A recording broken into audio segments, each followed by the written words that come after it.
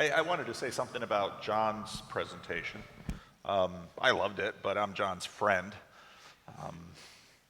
But I think it's important in churches to hear stories like John's. And I think it's helpful for church people to hear it, and I think it's helpful for people who don't go to church to hear it, to have an understanding of one of the things that I as a pastor have always seen is that the church from the outside looks very different from the church from the inside. And one of the things I've always been impressed with of John's story of church here is how, even though churches ostensibly have these doctrinal propositional walls, which I think are important, what goes on in terms of the people inside is a lot more complex, and it almost always is. So, and when I look at, I was talking to Nate Heil over there, who is known. Sam isn't here tonight. And Sam, of course, is a Unitarian trying to live in a Trinitarian world. And Nate is a Universalist trying to live in more, Anglican worlds. There's a lot of diversity going on in church now, and part of what you talked about in terms of loss of a center orientation means the rise of a lot of autodidacts are forcing churches to try to probably rebalance the 4 Ps a little better, but we're not quite sure where all this is going. So and for me, like somebody on the bus, he prefers to stay anonymous, but we were on the bus and he was like, what if we were all in the same church, all of us on the bus who played paintball? And I thought, well, we couldn't even manage communion, buddy. So, but here we are in this space, here we are having these conversations. And so when I think about John's story and when I think about your point of the new orientation, and I think about this gathering and what our conversations are doing, I think in a small way, that is what we are pursuing. We are, amidst all of the history that we have, either of conflict or community, we are trying to reorient. And I think that's, as Sevilla named it, this little corner is about. We are working on orientation. And it's a big deal. Yeah, and if I can just echo that a little bit, because John, the truth be told, what I was trying to do after your presentation, we in Estuary, we struggle with giving a name to what's happening. We don't know what these mysterious processes are that make it so that people come together and find a shared voice, find the spirit in the room, keep coming back for more of the same. What is that about? We're not serving communion there.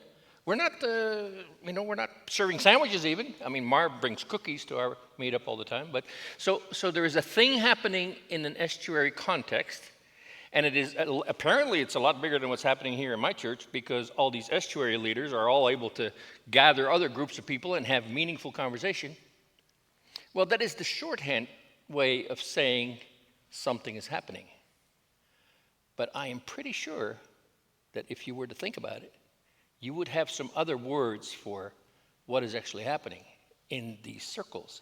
And we're kind of, frankly, I am kind of eager to know what you see and what meaning you attribute to it and how you explain it from your point of view in language that perhaps we haven't quite attained to yet. What is actually going on in an estuary group? So that's kind of, in a way, I think that there might be some similarity to your circling, but it's not the same. There's something going on there. Yeah, and dialectic into theologos is not circling either. It's another thing. Right.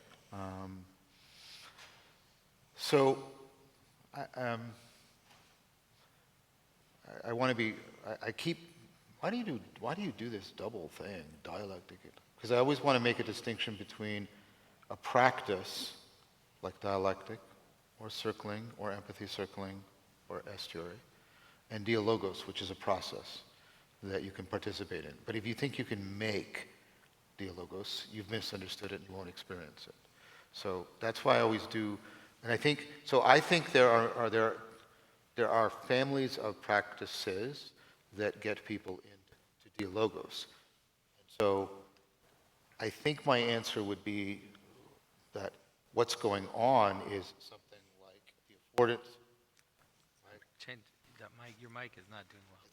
Is it cutting out a lot? Same thing again, yeah. Just started cutting out? And some feedback. So maybe turn it off. Something. Kill that puppy. Technology is the god that limps. Yeah, Hephaestus. So what I think is going on is dialogos, and then my answer to you is an answer where, like, you clarify things by contrast, right? Is what's in dialogos above and beyond dialogue, and so I think there's a lot, and I'm going to release I did some on after Socrates and release a video just on that topic. Why, and then I get other people like, why don't you just say dialogue? Because it's not dialogue, right? It's something very different. And so the answer would be the ways in which I think dialogos is different from dialogue. But we also recognize clearly that there is something happening in the room, in the space, that is more than just the dialogue among the people. Well, that's exactly a feature Yeah. of dialogos. Yeah, but I mean, can you Yes. enunciate a little bit about what we're actually experiencing that we don't even know about? Sure. Because we really want to know. We want to know what's going on in our estuaries. Okay, well, I will give you my best theoretical reflections on that, and I don't think they're complete or exhaustive by any means. I'm very much a participant in this and trying to understand it. So I'm not just trying to understand it outside from as a scientist. I participated in one of your meetings. Yeah, I'm trying to do a lot of participant observation on a lot of these, and I want to say something very carefully. Each one has something unique about it, right? And I'm not disrespecting that uniqueness, but as a scientist, I'm trying to find what's shared, okay? So but for me, and this is why I use the word logos, what shows up in these is you get a flow state between people in which they are able to start to get emergent ideas, emergent reflections, emergent awareness, it's not just ideas, that they couldn't get to on their own. Right. And then that starts to feed back and it enhances how they're picking up on each other. And then those two things start to come together and it takes on a life of its own. Exactly. It takes on a life of its own and it starts leading everybody, right, and into first an initial sense of connectedness interpersonally. And then what often emerges is people get a sense of the we space or the logos, and there's not just interpersonal intimacy, there's we, there's what you and I have been talking about with spirit, right? The Geist shows up. I'll use a German word because it sounds less religiously overtoned. And then what also is, and none of that is possible in dialogue, because dialogue, when people say they're in dialogue, it doesn't connote any of these things I'm talking about. No. And then there's a third move in which people, and it's not a ladder, it's not like you leave the other two behind, they're nested. There's the interpersonal intimacy, and then there's the intimacy with the logos, or the Geist of the logos, and then there's intimacy through that. Because there's a sense of getting into not communication, but communion, like this connectedness, intelligibility, affording thing. And people get a sense that they're now communing with the way in which intelligibility itself appears and what it's appearing from. And very often people from non-religious, sometimes even anti-religious backgrounds will start to use religious and spiritual language spontaneously to talk about the way those three are vibrating for them, vibrating between, and all of that's happening. What's happening inside you is something, and I hope this doesn't weird some people out, something very analogous to what's going on when the brain is on psychedelics. So when the brain is on psychedelics, what happens are usual pathways of connection are being shut down, especially the default mode that's very egocentric, right? And parts of the brain that normally aren't talking to each other start talking to each other very powerfully. And so, okay. I've done mushrooms and done things like that. No. I've done psychedelics. Yes, shocking. Long time ago. Right. And so I make it because I want to make I want to make not only a functional argument, I want to make a phenomenological argument. And one of the things that struck me, and it's because of him, I was doing circling with Taylor and a bunch of other people, and it got to that place, and it felt exactly like that. It felt, and here's the hypothesis. Because I'm internalizing all of you very rapidly, and I'm sort of giving it, and all that multi-perspectival, and the fact that we're all decentering off of the default mode network, areas of my brain are being forced to talk to each other that normally don't talk to each other. And the brain is picking up on that and going, whatever you're doing, do more of this because it's getting that this new intra-connection is improving all of the interconnections, and that's what the brain is looking for. And so I've told you what I think is happening outside, between, and also what I think is happening within. Thank you. Very coherent, and I appreciate it. It will give all of us a little bit of a sense when we do our mysterious, weird estuary stuff, what may actually be happening, and that it has some credibility in cognitive science. It does. And so that we're not just a cult or freaking out. There are people who warn their relatives and their friends, well, you come to this conference, but are you sure you are not falling into some kind of a cult? I've heard people say that in this room or out paintball. The problem with the accusation of being in a cult is like the accusation of being boring. There's no defense. Because we do not have any established criteria. We throw this term pejoratively around, and I'm not authorizing cults. Right? But we throw the term around, and there's no defense because there's no conceptual clarity behind the accusation. There's just a pejorative projection. So if you say, no, it's not a cult because, we're not sending money to anybody late at night. Well, that's not what I mean. There's a nebulous definition. So my advice to you is, unless the police or the people in your group are worried about you being a cult, don't worry about it. Don't worry about it. No, I agree. Thank you for clarifying that. This is fun.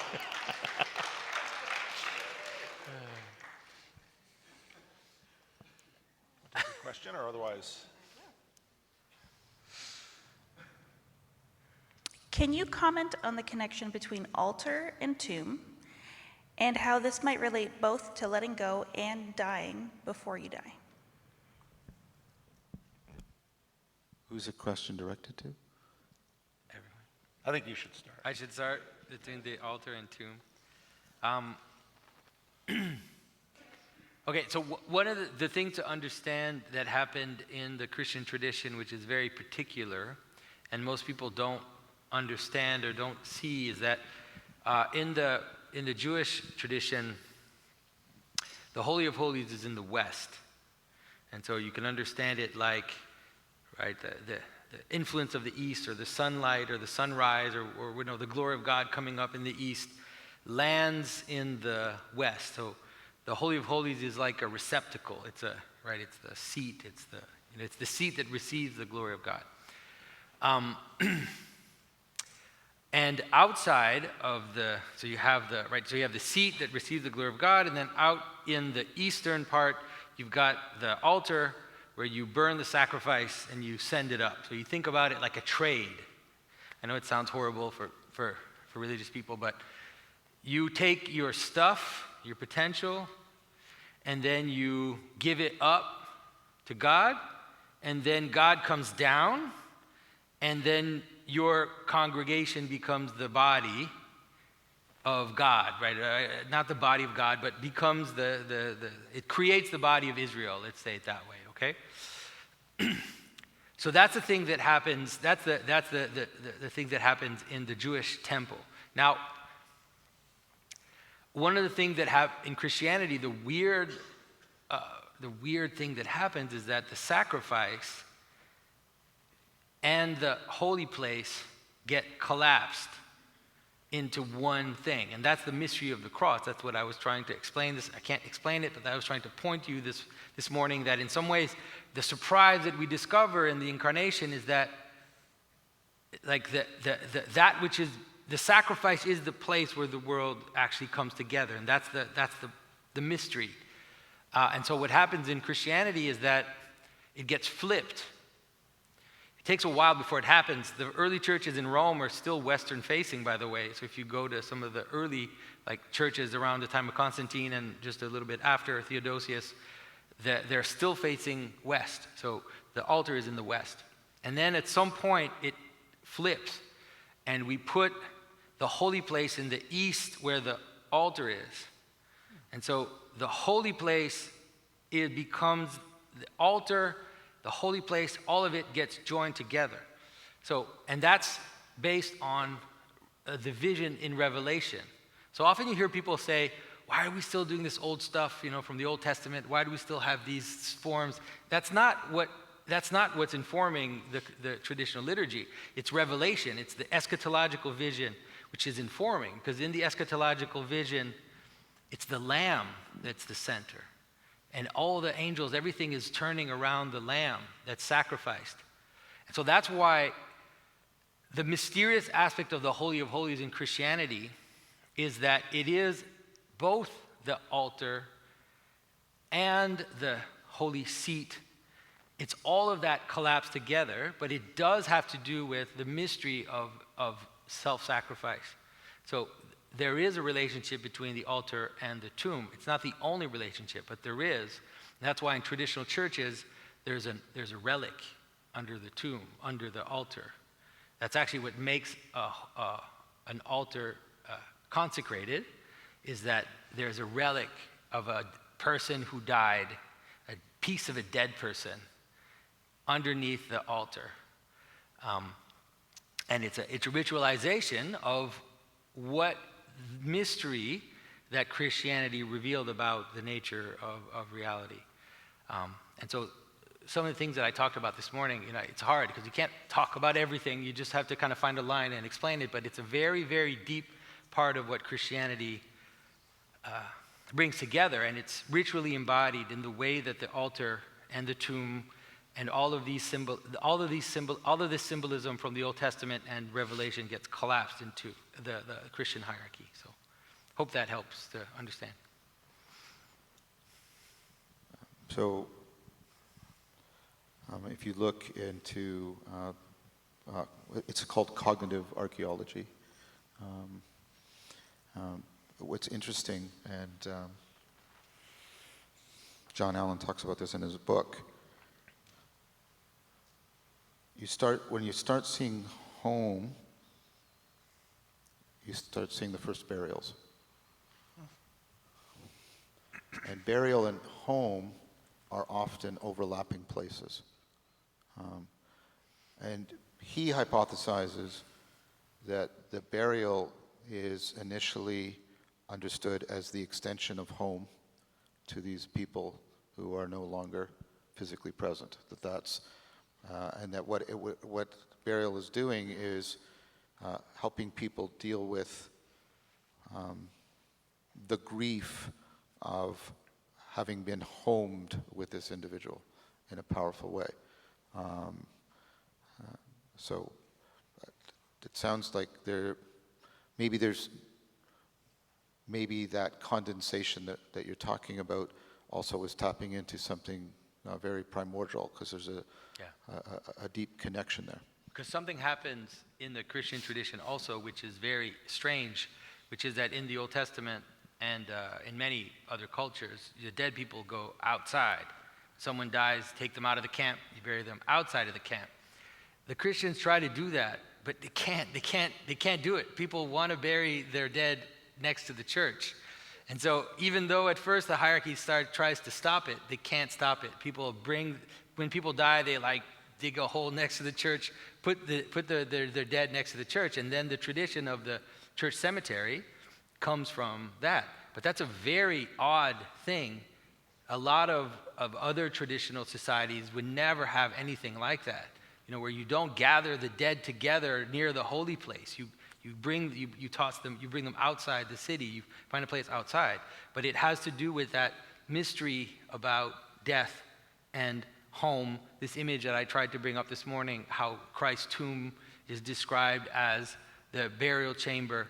How when Christ dies, at the same moment that he's dying, he's going into the Holy of Holies, right? The veil is ripped. He's collapsing those spaces. It's all collapsing in that moment. So the symbolism of Christianity is deeply embedded in that relationship. Yeah.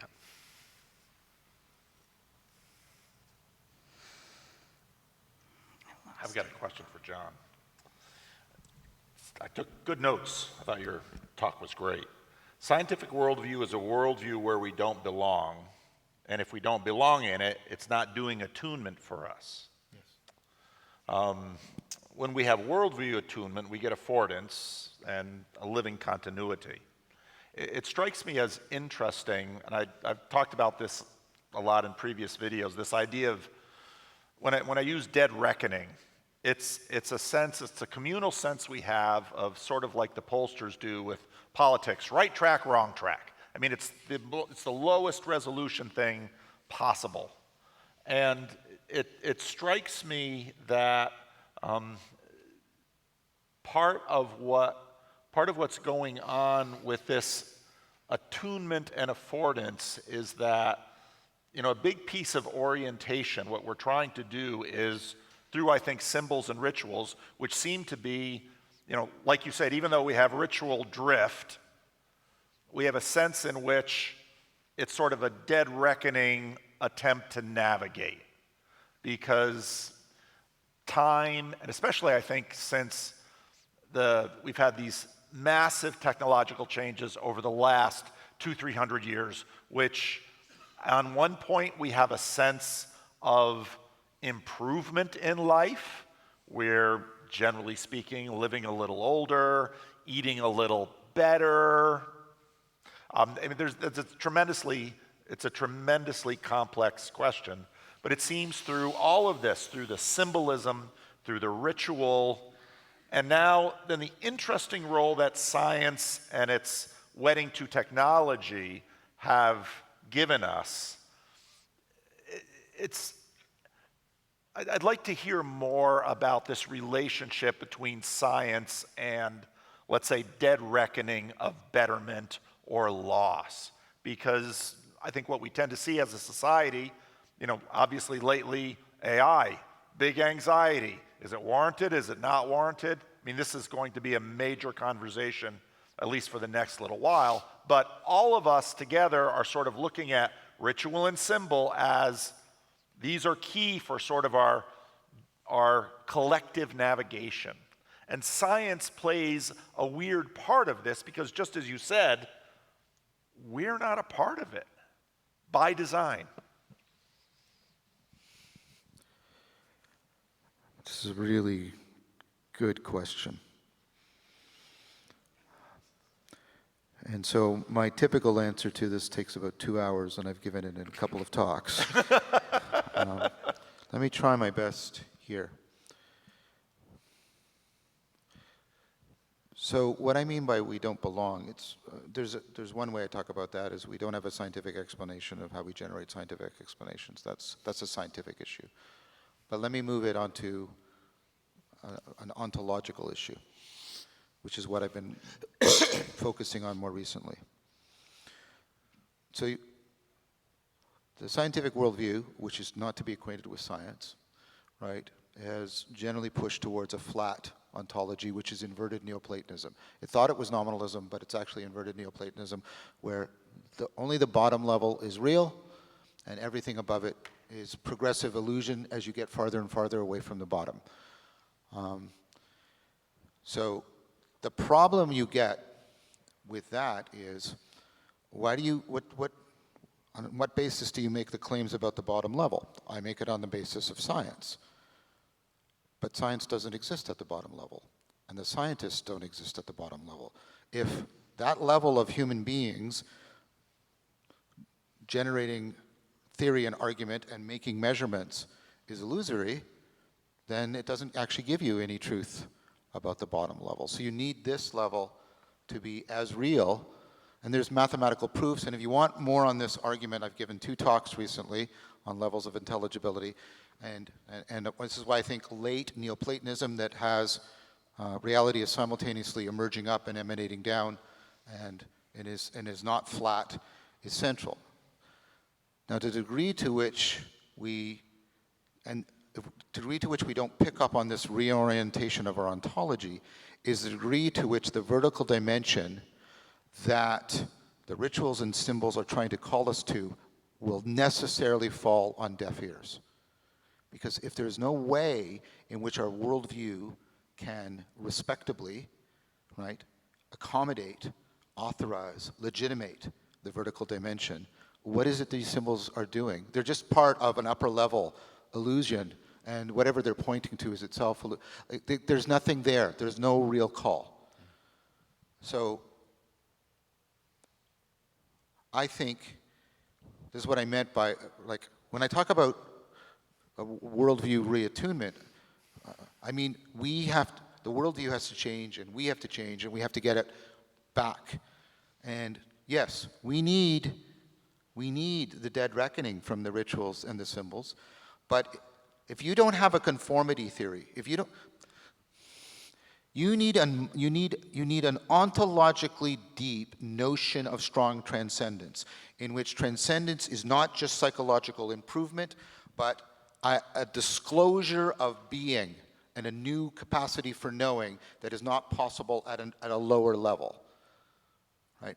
And so we have to get that back, and it requires us understanding that those truths are only available through transformation, transcendence, but that the ritual symbol side has to have something it conforms to in reality that makes, because if not, it's just a metaphor.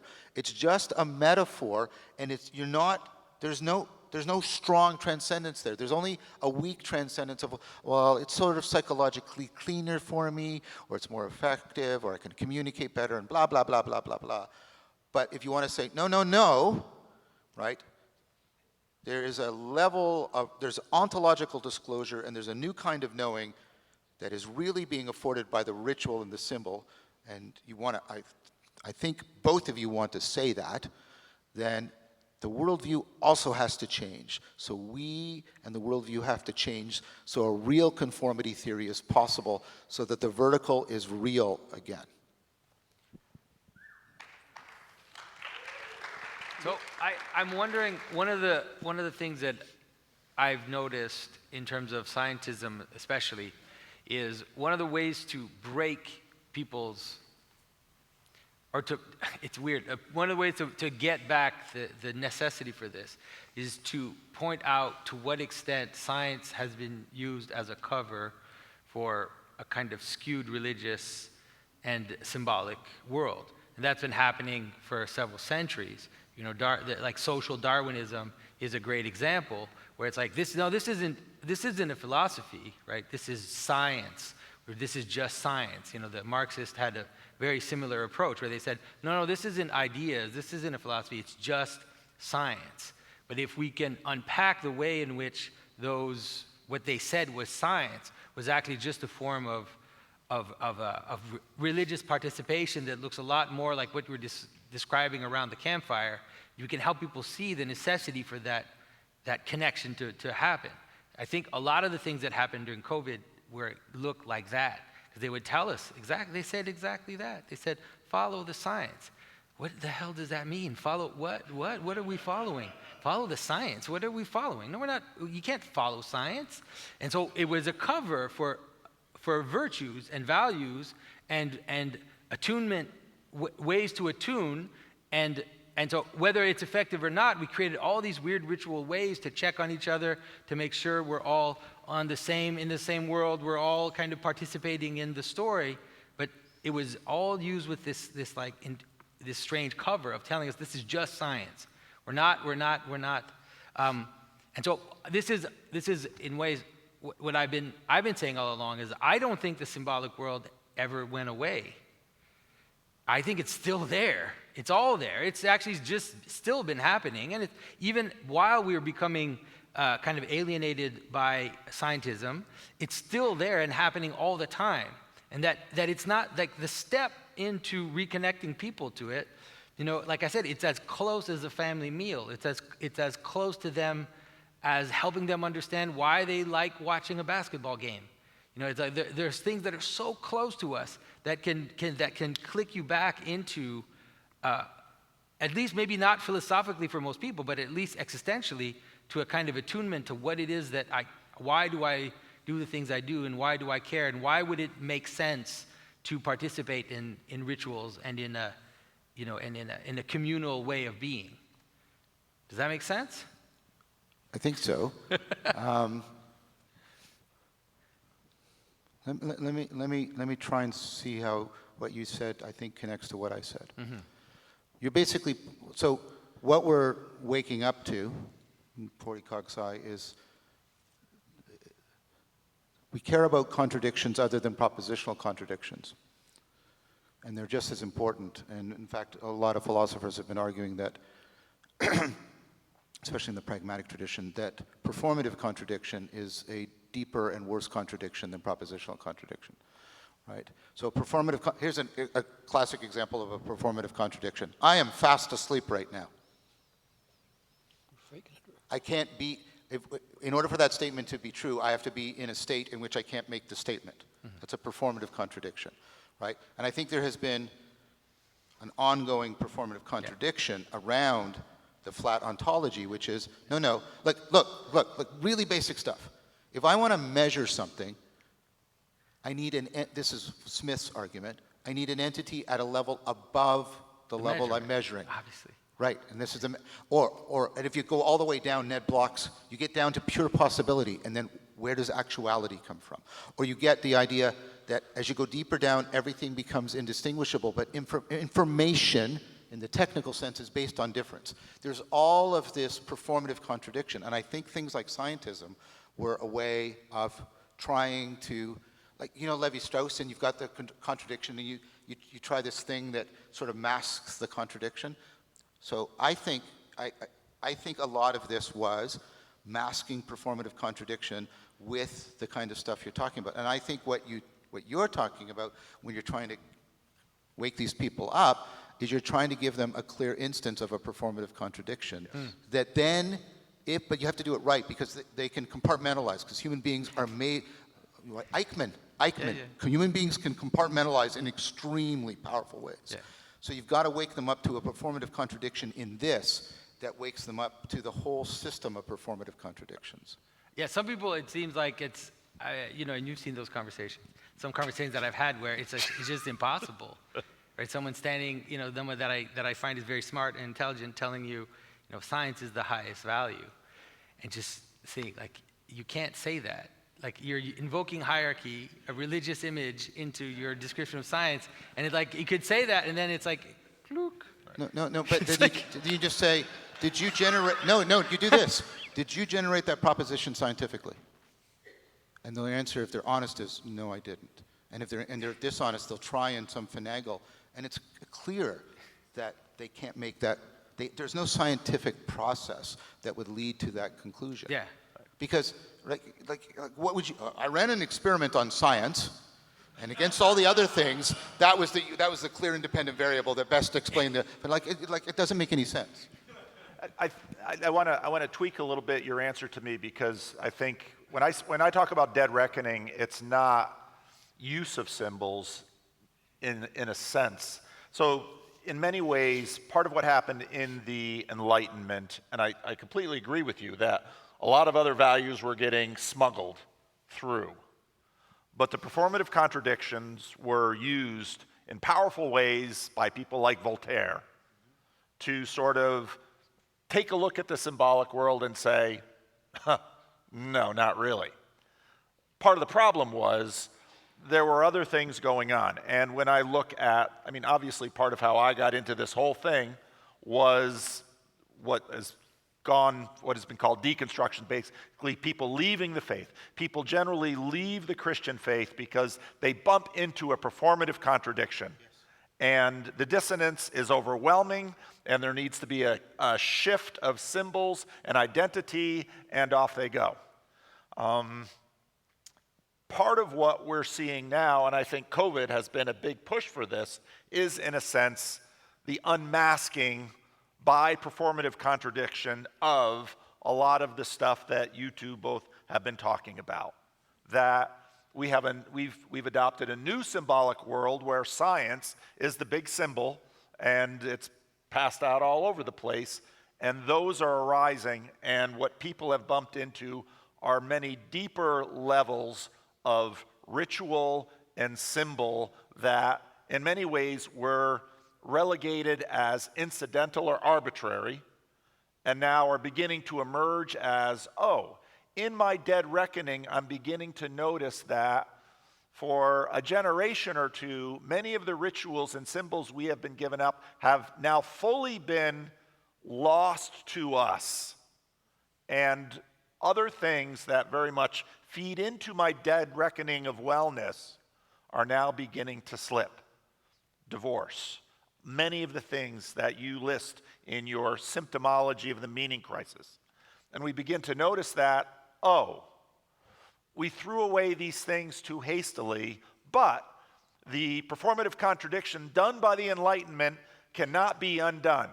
So, where does that leave us now? And I actually think that this conversation and a lot of the conversations we've been participating in are a reassessment of both. So science is being recalibrated. It's not going away, and we're not sort of pushing away technology completely, and now there's a new appreciation of, oh, maybe we multi-generationally have discarded these things too quickly.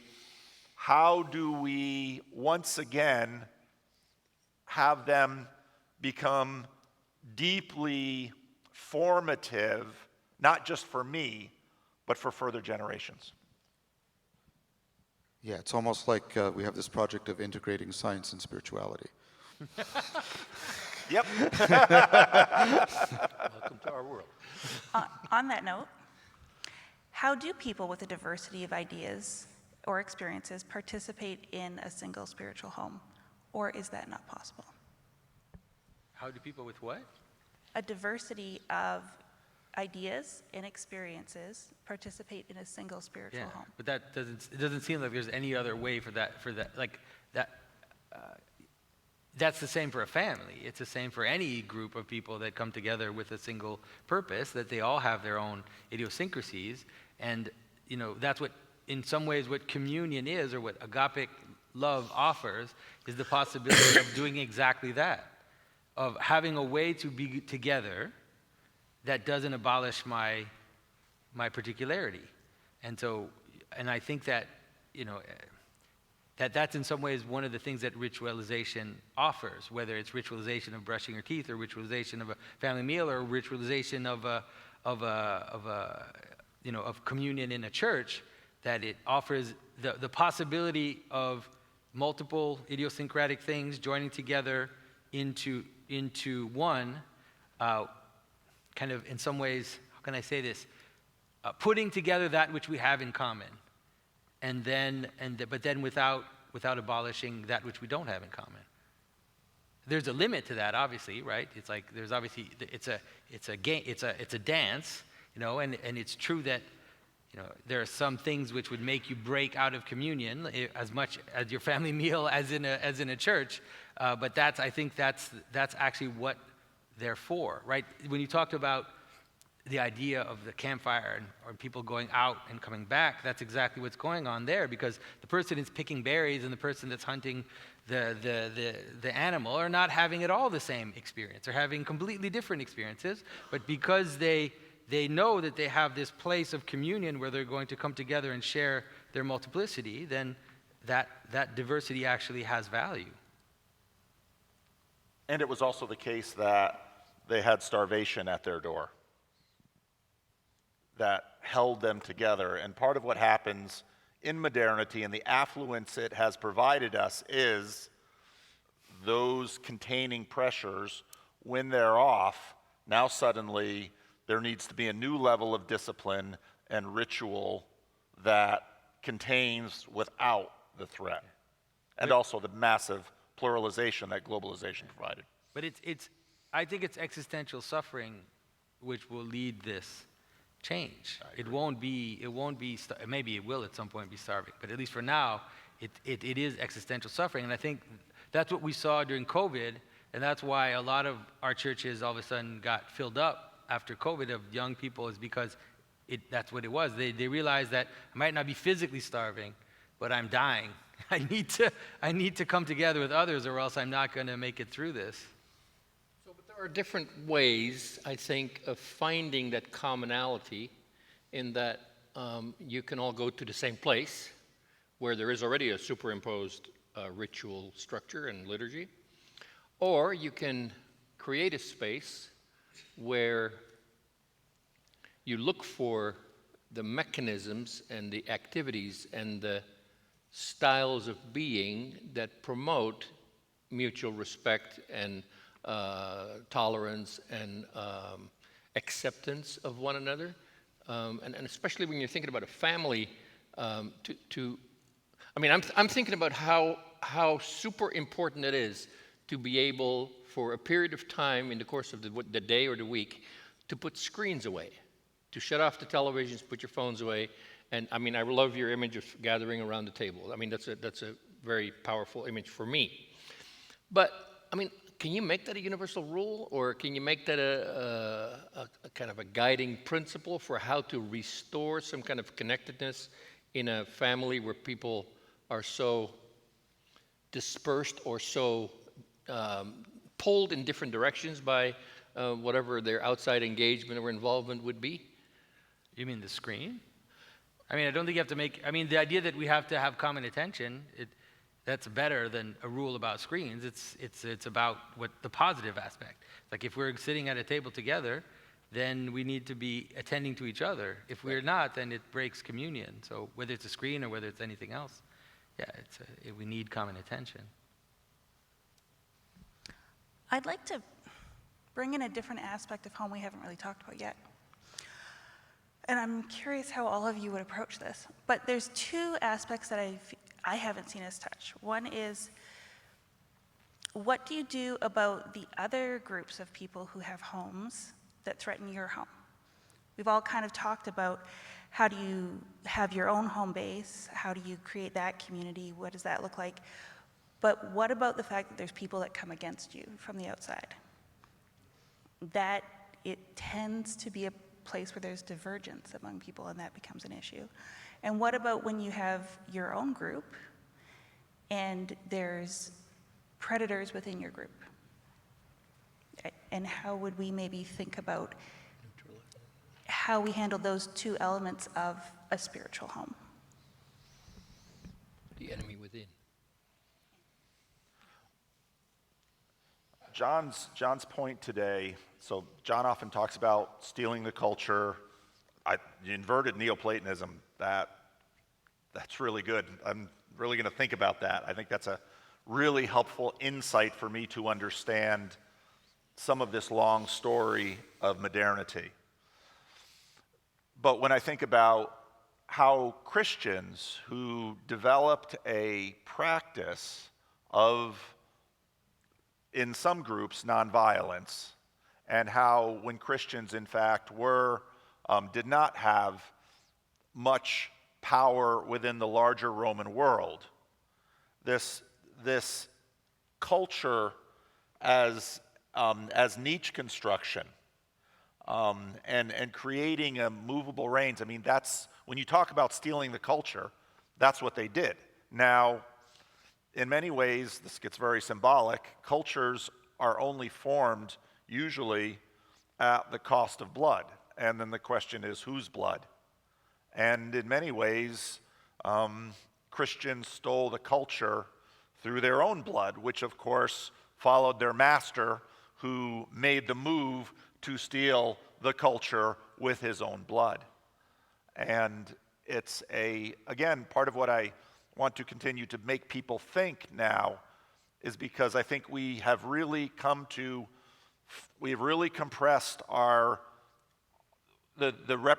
looking at the now. We talked about that in the room a little bit before, in the green room. We need to be thinking massively multi-generational now and see ourselves only as one small segment of much larger identities. And we do that, and we've done that in war. Nationalism, in many ways, was a modern representation of that. But I think these are the hard questions. And traditionally, Christians have won in culture with blood, but it was often their blood. And that's a very difficult thing for human beings to deal with. No, I think that this is a tricky, it's tricky to talk about this, obviously, because it has a lot of implications, but there's a sense in which there is the possibility of self-sacrifice in defending your group. That's a real thing, and I think that honestly, often that has to be honored. That is, people that have given their lives to defend their countries from outside invaders. That's something that's happened all through history. I think that actually can be an honorable way, but it's tricky because, guessing the intentions of people and because we're dealing with real political power, and we're dealing with violence, it's difficult to discern sometimes the intentions of people who get involved in that, or civilizations that get involved in that. But if we think of it fractally, right, that's how I do it all the time. I try, when someone asks a big question like that, like, can you fight off people that attack your country? I bring it all the way down to my level, and I ask myself, do I fight off people that try to attack my family? And the answer is yes, of course I do, right? I do it at a small level. I'm not necessarily fighting people off with guns or whatever, but there is a sense in which there are sometimes a need to reject the parasites, or reject the people that are trying to take over something, or trying to take all the energy away from something, and that is absolutely necessary in groups, right? And if you run a business, obviously you have to do that. If there's someone in the business that is taking the energy and the money from the business and funneling it towards something else, you have to eject that person. And it's a tricky thing, and it's difficult because like I said, it involves all kinds of intentions, but I think at least in principle, it's something that sometimes has to happen.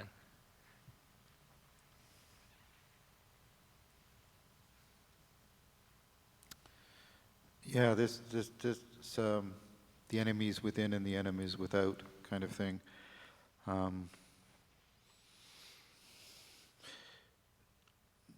So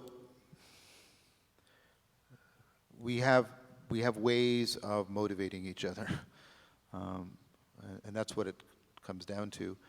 And we have basically persuasion, deception, and violence. Those are sort of the three categories by which we can get human beings to do things we want them to do.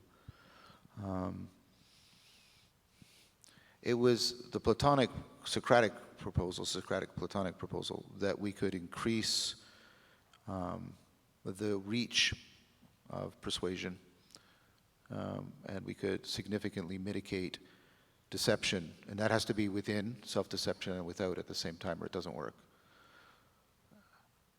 But it was always understood, it's very clear in the Platonic corpus, that no matter how much we expand the persuasion and reduce the deception, there will still be people that will take recourse in violence. And this, of course, shows up in the death of Socrates and the death of Jesus. And I think it's myopic to think that there is a resolution to that problem. Because what would you do? Think about it. What I'll do is I'll force you to be rational. Like, wait, that's undermining the very thing. So rationality, very broadly construed, right, has to, by its very nature, make possible violence. Because I would have to resort to violence in order to try and make everybody rational, and that would be a profound performative contradiction. So if the intent behind the question is how can I get rid of this problem, the answer is you can't. You can't. You're in a trade-off relationship. Now that doesn't mean there isn't practical things that can be done. So the wolf in sheep's clothing kind of thing, I'm working with Taylor and other people in the Vervaeke Foundation, because as far as I can still reasonably tell, I really want to do this virtuously. And I've seen fame or at least influence or whatever it is, right? And wealth and status and attention, and I can see what it's doing. And trying to figure out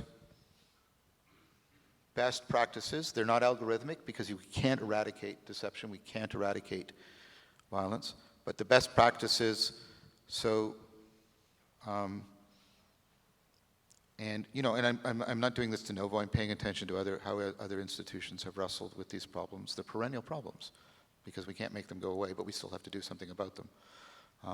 And I'm trying to find, with the help of a lot of good people, ways in which the virtuosity doesn't blind me to virtue. And there's a lot of design things you can do. You like set up the foundation to try and get an arm's length distance and have this other entity other than John Vervaeke. It's funny because I'll be talking about the Vervaeke Foundation like it's like right, and just a bunch of other things we've put into, it's a dead reckoning thing. We've tried to pay attention to some of the failures that we've seen in the past and think, can we put in, all of this ultimately depends on people's character, right? One of the great failure, and Kafka really made us real, is we thought we could bureaucratize this. We can't. It always depends on people's character. But the idea is, can we put in place practices and governing principles so that people of good character will stay in good character and are making it the case that this is pursued both virtuously and with virtuosity. And then I'm working with other communities. We talk, in the Respond Network, we talk a lot about the problem of guruification, like how people become gurus and why this becomes extremely problematic. And what can we do here that will make it less likely that we'll end up there? So I have sort of an answer, therefore, to the enemy within. The enemy without is this is the larger and therefore grandiose, and I accept that criticism, but the larger project of trying to, not physically, but culturally rebuild the Silk Road so that we have the courtyard of theologos rather than the courtroom of debate. We had all these religions and cultures that had a lingua franca, right, that allowed them to work with each other, trade with each other. They're not just trade stuff, trade ideas in deep and profound ways. And this was a reality, and it joined profoundly different places together, the East and the West. And it worked. It really worked. Now, it doesn't mean that there wasn't warfare or anything like that. I'm not saying that. But it showed that it was possible for people to craft together a lingua philosophica, if you'll allow me, that allowed for real mutual reduction in an antagonistic relationship and a realization of a possibility of a genuine, like I say, a genuine courtyard of theologos. And so, I mean, the next series is going to be about that project and about what would it look like if we tried, I'm not going to try and rebuild the Silk Road, that's ridiculous, but could we do something like that? It has worked. So saying it's impossible is just false. It has worked, and I plan to try and sort of travel along key points in the Silk Road and talk about key people there. I'll probably get sick. That's part of the journey, hopefully, right? Because I want to make it attractively possible that we could get something like the Silk Road again, and that would be a way of not removing, because we can't, but at least ameliorating the issue of the enemy without. If we can find the through line between, we reduce the without. I agree with Jonathan, and I keep saying it. These are perennial. We can't remove this because the attempt to, it's like what's happening in sort of bad versions of the left, right? Where you get into this performative contradiction in which you undermine procedural justice because you're so fanatical about substantive justice. We can't eradicate violence and deception because to do so would be to be a performative contradiction of rationality. So we can't get rid of them, but I think there are ways within and without that we can significantly ameliorate them. I'm not claiming to have any definitive word on this. All I'm saying is I have made a deep commitment to try and find the best I can within and without, and to share it as best I can. Well, thank you, everyone.